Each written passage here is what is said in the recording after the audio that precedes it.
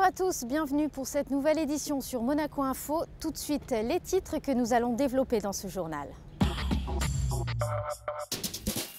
L'Institut océanographique de Paris vous invitera à débattre sur les grands fonds, plus précisément sur les aberrations de la pêche profonde. Le musée océanographique de Monaco, quant à lui, recevait des élèves du collège Charles III pour la réalisation d'un DVD pédagogique. Et enfin, nous irons à la découverte d'une toute nouvelle exposition à la galerie L'Entrepôt. Comme je vous le disais dans les titres, on ouvre donc ce journal avec l'Institut océanographique de Paris qui poursuit son cycle de conférences. Claire Nouvian, présidente de l'association Bloom, débattait sur les aberrations de la pêche profonde, le récit de Patricia Navarro. C'est une véritable croisade que mène Claire Nouvian. Confrontée au lobby de la pêche en grand fond, elle veut prouver au grand public les aberrations multiples, selon elle, de la pêche pratiquée entre moins 300 et moins 2000 mètres de profondeur. Une pêche qui a débuté dans les années 70 avec l'épuisement progressif des stocks de poissons de surface. Il existe aujourd'hui, en tout cas en Europe, une politique de quotas qui existe depuis 2003. Malheureusement, en fait, les quotas ne suffisent pas à avoir une approche qu'on appelle écosystémique, c'est-à-dire qu'on prend en compte tout l'ensemble du milieu marin. On peut avoir des quotas sur des espèces qui sont des espèces ciblées par les bateaux de pêche, mais ça ne permet pas d'épargner. Quand la méthode de pêche n'est pas sélective, on n'arrive pas à éviter de capturer des animaux qui sont, pour certains, en voie d'extinction. Alors il est question que la réglementation soit plus coercitive puisque la Commission européenne n'a pas encore émis un projet de règlement qui va réformer l'accès aux pêches profondes en Europe, mais il y a aujourd'hui un brouillon qui circule dans les institutions européennes et qui demande la fin et l'interdiction du chalutage profond comme méthode de pêche, donc ces grands filets qui passent sur le fond et qui arrachent tout. Et selon Claire Nouvian, il y a urgence à réagir puisqu'elle s'appuie sur les études de scientifiques qui prévoient une disparition des poissons comestibles dans les océans à l'horizon 2048-2050. Et contrairement à ce que l'on pourrait penser, le danger est bien réel dans les grands fonds, ces zones de pêche n'étant pas si étendues que cela. La pêche en eau profonde, étant donné la grandeur des océans et la proportion qu'ils couvrent sur la planète, on a l'impression que les grands fonds sont inépuisables, ne serait-ce que par leur seule taille. Et en fait, la zone qui est travaillée par les chalutiers et les pêcheurs profonds, c'est une zone qui ne couvre que 8,2% des océans, pour être précis. Et en fait, c'est donc très facile et très rapide de travailler cette zone de façon à la rendre un peu désertique de toute sa richesse biologique. Et de fait, c'est ce qu'on pense qui est déjà en train de se produire. À la menace écologique que représente la pêche en eau profonde, Claire Nouvian ajoute aussi un argument économique en démontrant que ce type de pêche est trop coûteux par rapport à ce qu'il rapporte. À ce jour, 1400 chercheurs ont demandé à l'ONU de stopper la pêche dans les grands fonds. Et on quitte à présent l'Institut océanographique de Paris pour cette fois-ci le musée océanographique de Monaco. L'acidification des océans est une préoccupation mondiale, mais c'est aussi un exercice éducatif pour des élèves du collège Charles III qui ont réalisé la traduction d'un DVD éducatif et ludique. Les explications de Fabien Bonilla. Majesté, j'ai de mauvaises nouvelles pour vous. Attendez, poussez-vous, c'est le meilleur passage. Non, c'est vraiment important. Les mers du monde entier sont en train de s'acidifier. Cela va affecter tout le monde marin. Le titre du DVD, l'autre problème du CO2. L'objectif est simple, faire prendre conscience de la fragilité des océans. Le pH de la mer doit rester dans une certaine neutralité. Les océans capturent de plus en plus de dioxyde de carbone et s'acidifient. Certaines espèces ne peuvent plus se développer normalement. Leur ossature se fragilise. Ce dessin animé a été réalisé par des adolescents dans une école en Angleterre. Il a été financé par EPOCA, le projet européen sur l'acidification des océans. Eh bien, c'est une classe du collège Charles III qui a eu la responsabilité de traduire et de faire le doublage de ce dessin animé à l'initiative du musée océanographique et de 2 professeurs. Un projet pédagogique pluridisciplinaire, de la science pour que ces jeunes comprennent le sujet de l'acidification des océans et de l'anglais pour tout simplement pouvoir le traduire en français. Il y a quand même beaucoup de vocabulaire scientifique, donc au début il fallait qu'ils comprennent un petit peu le procédé, puisque ce procédé chimique est étudié seulement en 3e. Or là ça a été réalisé avec des élèves de 5e, une très bonne 5e européenne, et ils étaient très contents, surtout à l'idée de mimer des personnages et de traduire comme n'importe quel dessin animé peut le faire actuellement. Donc ils étaient contents de pouvoir participer. C'est un projet absolument unique, ça n'a jamais été réalisé et ils étaient vraiment très contents de pouvoir le faire. En fait, le principe de ce projet, c'était de nous faire un peu connaître les problèmes de la mer, c'est-à-dire de l'acidité, etc.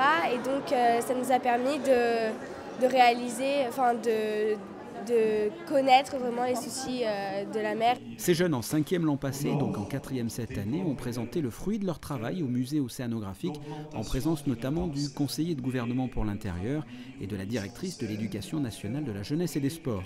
Ce film est diffusé dans les écoles de la Principauté, ainsi que dans la salle d'exposition du musée océanographique, mais pas seulement. On l'avait déjà utilisé en fait pendant nos manifestations au laboratoire. On a des portes ouvertes toutes les années dans le cadre des fêtes de la science. Et en fait, donc on a déjà eu un très bon retour du public. C'est un produit que les enfants aiment bien, donc on l'a distribué déjà aux enfants. Ils ont bien aimé, mais même les adultes, ça fait un fort message de la jeune génération en fait vers les adultes. Une prise de conscience ludique, ce DVD existe en anglais, en italien, en espagnol, et maintenant, grâce aux élèves de cette classe du collège Charles III, en français.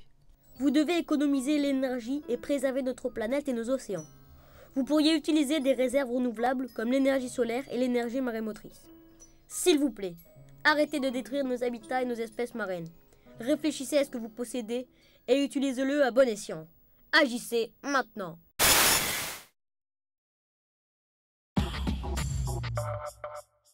Et en bref, dans l'actualité, le salon WIMA a ouvert ses portes ce mardi au Grimaldi Forum, et ce jusqu'au 13 avril.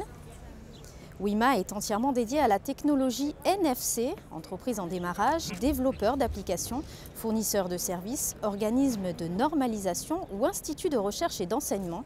Ce salon rassemble tout l'écosystème NFC des leaders de l'industrie. Santé à présent, nous allons parler du cancer du col de l'utérus. Après une campagne de vaccination l'an dernier auprès des jeunes filles de 14 ans, un courrier a été envoyé aux jeunes femmes concernant le dépistage de ce cancer. La Principauté est l'un des rares pays à coupler vaccination et dépistage. On écoute justement à ce sujet le docteur Huizon au micro de Fabien Bonilla. Pour l'instant, il y a la Finlande, et encore, je ne suis même pas sûr que la vaccination soit généralisée, et l'Australie qui a commencé il y a quelques années. Donc c'est très très rare, et ça devient obligatoire. Parce que sinon, c'est incohérent. Vous ne pouvez pas faire d'un côté le dépistage, ça vous amène simplement à traiter les lésions, mais à les traiter, elles y sont. Alors que si on vaccine, on peut espérer qu'il n'y ait pas les lésions. Et on peut faire plus que l'espérer, puisqu'on a des résultats qui sont très probants. Alors, le dépistage du cancer du col est nécessaire parce qu'il y a peu de cancer du col, mais il y a énormément d'états précancéreux que l'on appelle les dysplasies. Donc c'est pourquoi nous avons décidé de mettre en place cette campagne. La campagne commencera à 21 ans. Si la personne, bien sûr, a un frottis normal, ensuite on fait ce frottis un an après, 22 ans, et tous les 3 ans. Ça, c'est la Haute Autorité de Santé qui a décidé ce rythme. Donc 21, 22, 25, 28, 31. Chaque année, la personne recevra de nouveau cette lettre. Il faut savoir que cette année, nous avons commencé à envoyer les lettres cette semaine. Il y a 370 jeunes femmes qui ont 21 ans. Donc chaque année, nous allons continuer de cette manière. Alors une fois que le dépistage est fait, que l'on voit qu'il y a quelque chose, quelles sont les étapes, qu'est-ce qui se passe ? Heureusement, en faisant des frottis régulièrement, on évite le cancer, mais par contre, on fait des lasers, on fait souvent des conisations. C'est extrêmement pénible pour les jeunes femmes, ça a des conséquences. Bon, on guérit, mais bon, voilà. Donc l'idée, c'est d'essayer d'éviter et d'arriver le plus tôt possible. Toujours aussi dynamique, la Galerie L'Entrepôt propose une toute nouvelle exposition Obsession figurative No Way Out. Andrea Clanetti, Santa Rosa et Benoît Piret ont travaillé à 4 mains sur le thème de la bande dessinée sortie tout droit de films de série B, un reportage de Thierry Apparu. Cette exposition, c'est d'abord une véritable bande dessinée sur les murs. Une bande dessinée, bien sûr, à feuilleter. Le mur, ici, c'est une vraie BD. C'est une histoire. La manière dont on les a présentées, c'est effectivement de montrer qu'on peut à la fois voir un tableau de façon isolée et de le voir dans un ensemble. De voir le tableau de façon isolée, de revoir le travail de l'artiste, le dessin, le mélange d'acrylique, de dessin, d'encre de Chine, de superposition de couches, et de notre côté, une histoire qui pourrait être à la fois fantasmatique et drôle. Avec les personnages justement qui jouent leur rôle curieusement. Des toiles, une trentaine, comme autant de vignettes de BD, chacune a son histoire, singulière forcément, mais mise bout à bout, elle nous raconte tout à fait autre chose. Chaque toile est une petite histoire en fait. Et le fait de mettre en confrontation deux mondes, deux images différentes, crée une nouvelle espèce de rébus, une histoire à interpréter, chacun a sa propre interprétation. Des styles aussi mêlés, puisque tout a été fait à deux. L'univers est à la fois connu et méconnaissable. Mickey et sa bande, des super-héros, des mangas et des femmes perturbant l'ensemble. La BD des grands et des plus jeunes. Et nous, on prend des icônes, des mythes, des souvenirs de l'enfance. C'est pour ça, à ce moment, je me suis adressé à Mickey Mouse, parce que c'est une icône que tout le monde connaît. Après, avec mon copain d'aventure, on le transporte dans un autre monde imaginaire et à nous, que c'est une espèce de film noir, parce qu'on est tous les deux, on a un grand amour pour le cinéma. No Way Out, jusqu'au 27 avril, c'est Galerie de l'Entrepôt. Et on reste dans le domaine de la culture avec une galerie parisienne. La Galerie Créo prend ses quartiers d'été à Monaco. Cela se passe en ce moment sur l'avenue Princesse Grasse chez Art Thérapie. Une exposition ultra design avec exclusivement des pièces de mobilier contemporain tirées pour la plupart à quelques exemplaires. Jean-Christophe Dimino. Pour la première fois à Monaco, la galerie parisienne Créo délocalise quelques-unes de ses plus belles pièces.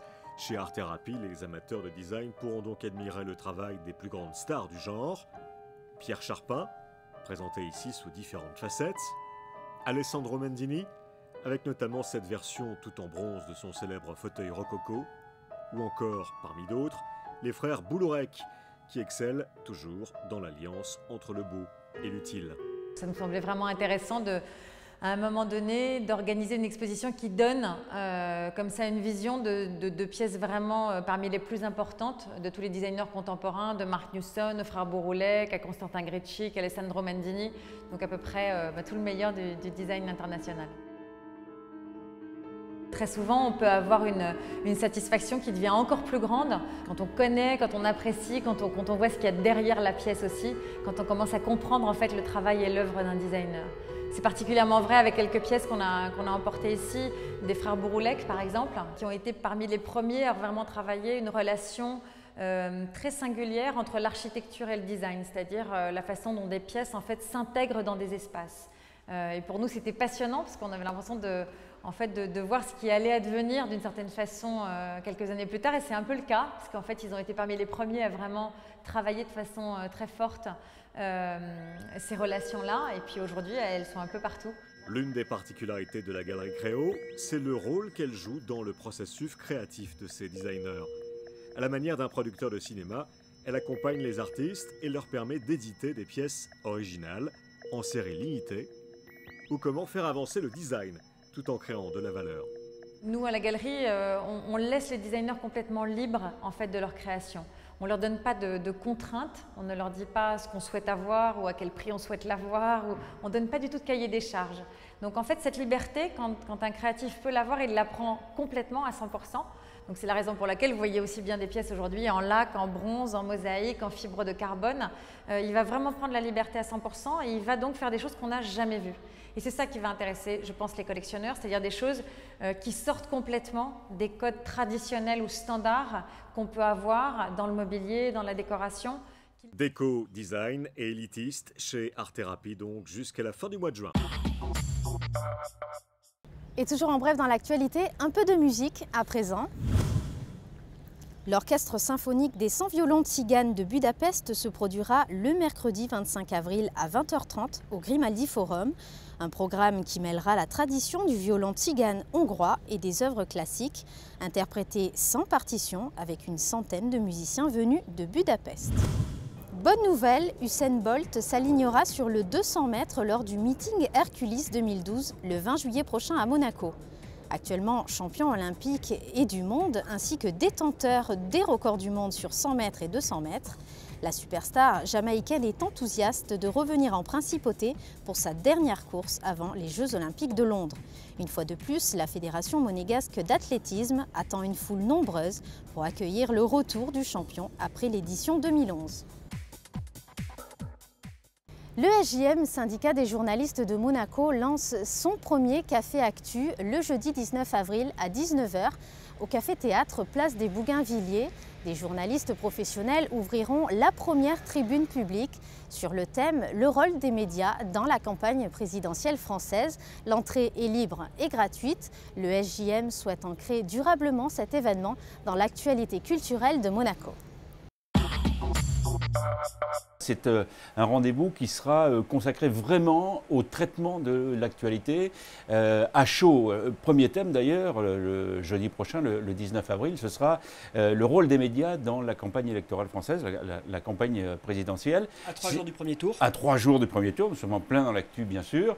Et ce sera un débat qui sera, je dirais, cornaqué, conduit, balisé par des journalistes professionnels. Et il y aura bien sûr, nous allons essayer de renouveler ce rendez-vous une fois par mois, il y aura bien sûr tous les thèmes possibles, mais toujours au cœur de l'actualité. C'est-à-dire que les journalistes vont guider ces débats, les encadrer avec le public? Voilà, exactement. Ça sera vraiment un café débat actu. Hein. C'est-à-dire que le public est là, non pas pour écouter un cours magistral des journalistes professionnels, mais pour débattre avec eux d'un certain nombre de choses. Et quel temps fera-t-il demain? Réponse tout de suite avec la carte météo. Vendredi, confirmation de la détérioration avec de la pluie et des températures qui iront de 10 à 15 degrés. Samedi, pas de grands changements avec toujours des risques d'averses et une maximale de 16 degrés.